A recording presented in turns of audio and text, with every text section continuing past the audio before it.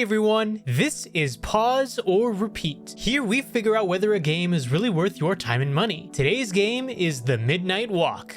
The Midnight Walk is a dark horror fantasy adventure game by developer Moonhood. They aim to deliver a game memorable not only from its Tim Burton inspired claymation aesthetic, but also from its storytelling. So with that in mind, let's take a look at the gameplay and see what lies in store. The gameplay of The Midnight Walk is a first-person adventure with some stealth thrown in as well. You'll be traveling through many regions of the world, meeting various different characters, and hiding from enemies wanting to end your life. There are puzzles, but don't expect mind-boggling puzzles, as they are pretty easy to understand. Especially early on, the puzzles involve lighting up candles or finding the correct pathway through an area. Soon after, you'll also find more puzzles that will require the help of a companion, the Potboy. Between yourself and your companion, you'll both traverse the world and experience its storytelling, which leads us to the story, that which seems more important.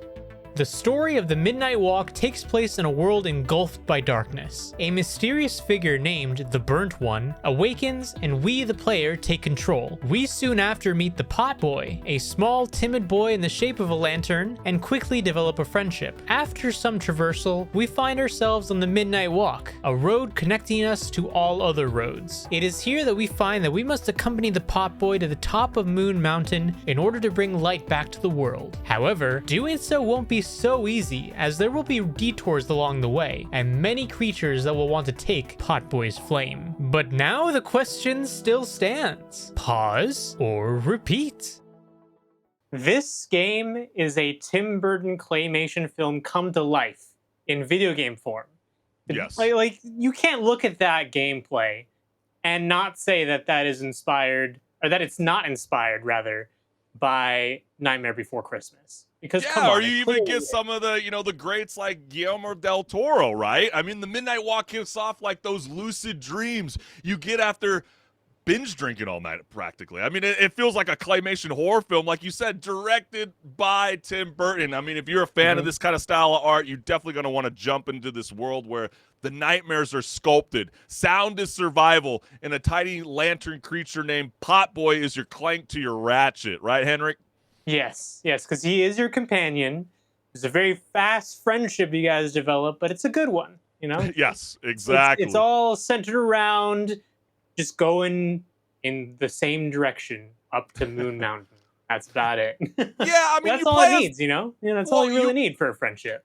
Yeah, and like that's basically what you're setting up the tone. Moon Mountain promises something. Maybe light hidden at the end of a tunnel, right? You play as the Burnt One who wakes up absolutely wrecked. You have no sight, no sound, just vibes and trauma. But before you can even scream, there's like this creepy Court of Owls gremlin that you kind of saw in your beautiful video montage hyping us up for this segment. He's like this gremlin who gives you your eyes and ears like he's handing out Trader Joe samples. It's really kind of odd. And then all of a sudden, the string instruments start to kick in, that violin, the bass, the existential dread, and you're off wandering through this handcrafted world where everything looks like it was sculpted by an emotionally unstable art teacher in the best possible way. Wouldn't you say, Henrik? No, I definitely agree with that. I mean, it's kind of grotesque in terms of the designs, but in a good way. I like it. Well, don't you can call me sick and twisted if you want, but I like them.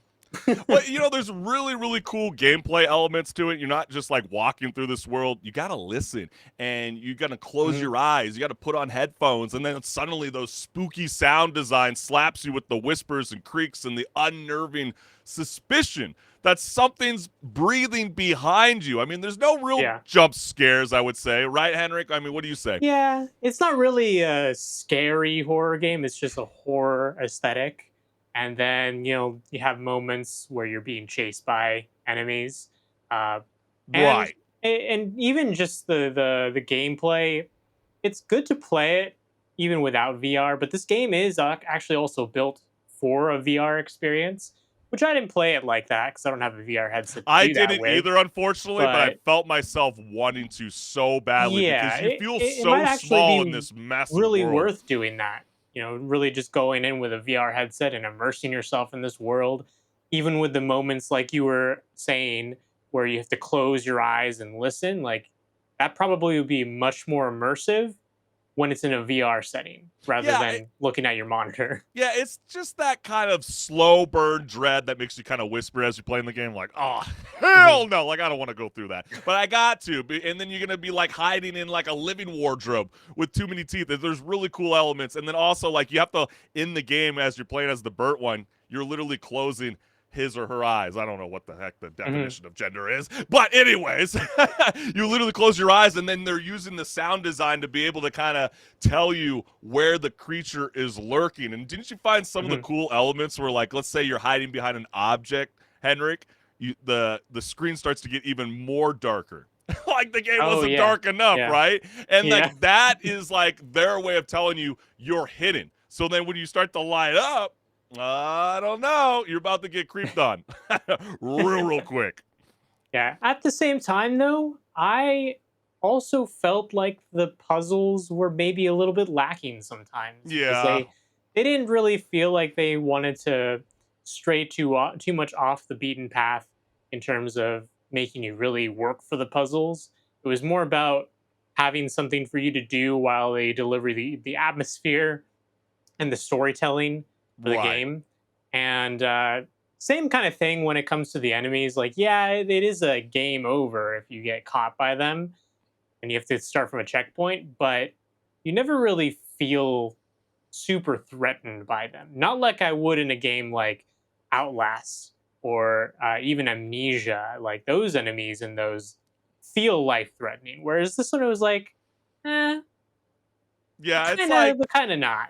Yeah, it's not no Soma, but you know, it's got a little bit of that threatening feel, like Little Nightmares, right? You know, that video game series. You know, you are guided by Potboy. I mean, what a hilarious name. Your little lantern homie, who's basically a glow stick with abandonment issues. I mean, together you'll follow like a teal glows that like are like fireflies from Hogwarts Legacy. That's what it really reminded me of a lot. And you're going to be lighting candles before the darkness swallows you whole. So you'll use matches to burn those paths forward, and eventually you get this matchlock, which turns these matches into ammunition. And yes, you heard it exactly. It is what it sounds like. It's like a DIY Zippo launcher for puzzle solving. But like you said, Henrik, it's nothing like where it's going to go, oh, it's like a God of War puzzle all over again. Do I got to go to YouTube to figure this thing out? No. And I think that's where part of it kind of lacks on replayability, to be fair. You know, because then it doesn't really make you want to go back to try to, you know, find more of the, you know, the hidden items that maybe you passed on along your journey to Moon Mountain. Unless you really enjoy the storytelling and the atmosphere, because that's really the meat and potatoes of this game. Is the atmosphere is just very immersive, and the storytelling, it reminded me actually of a children's book in the way that it's told to you, where, you know, you have the really dark elements, which some children's books are really dark, guys. So keep that in mind. Or just breaking things off into 5 tales, right? Yeah, exactly. But then also you have like a narrator that comes in every now and then and tells you some exposition or, you know, describes the environment for you, kind of like how a children's book would do.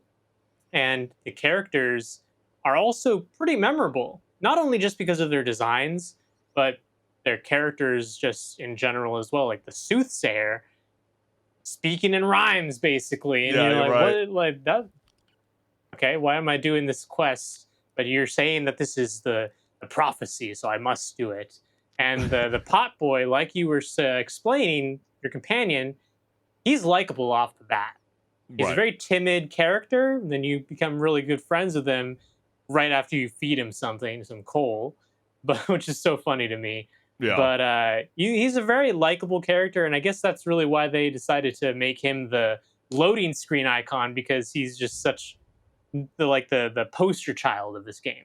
Yeah, no, I think it's so true. I mean, they're full of weird, sad, oddly lovable characters. Kind of like, you know, Caroline Inside and let's say Pan's Labyrinth formed a garage band, okay? There's stealth that's intense, too. You're going to be hiding behind furniture. You're going to melt into the shadows and pray the monsters can't smell your fear. Just like how the PlayStation 6 might bring up smell factor. I mean, maybe they needed to wait for that, you know, to bring up, you know, Potboy's flickering anxiety. Maybe we need to buy one of those smellathons for your next PC gaming unit, right, Henrik? I don't know. But, you know, along the way, you'll You'll listen to shell phones, which is kind of a weird, interesting concept. I mean, they got these haunted seashells that echo memories from the past, and then you get to go to the main menu, right? And then you get to check into what they call your housey, which is your cozy clay hub full of lore tidbits, film reels, moving house with legs. Yeah, exactly. Yeah. And you're gonna get like story pages that you collect, and it's piecing together the diary of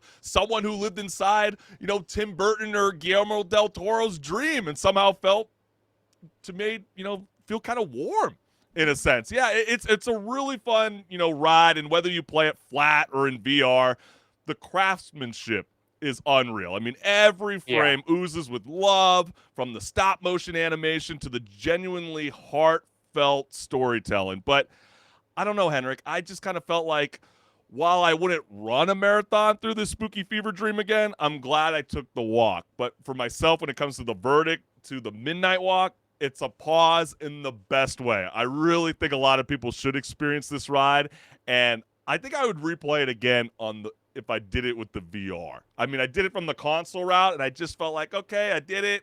I'm glad I got, I had to bite my tongue. I almost spoiled something. But, I just feel like if I were to go back to it, it would have to be with that VR element. Just the problem is not everybody gets that luxury, right? I don't think there's too many people running around with VR headsets and having them at their home right now today in the year 2025. But then again, Henrik, I'm curious on what you have to say about the Midnight Walk.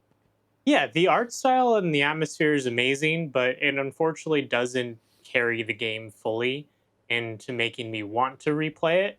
But like you said, it is a great game, and I did enjoy my time in it. I just can't recommend it as a replayable game, because it's really kind of not when it comes down to it. Unless you do VR instead, like I was alluding to, maybe that, and you as well. Yeah. It's a different experience when you do it in VR, I imagine. So it would be maybe the opportunity for me at that point to I'm get a curious replay if we get any gamers that are tuning in and they were playing the Midnight Walk on VR, we definitely need to hear you guys' thoughts and let girls. Us know, so let us know what's curious. Because we both reviewed this game from the console standpoint or PC route. So you just gotta take it with all eyes and ears, baby. See what I did there? The burnt one.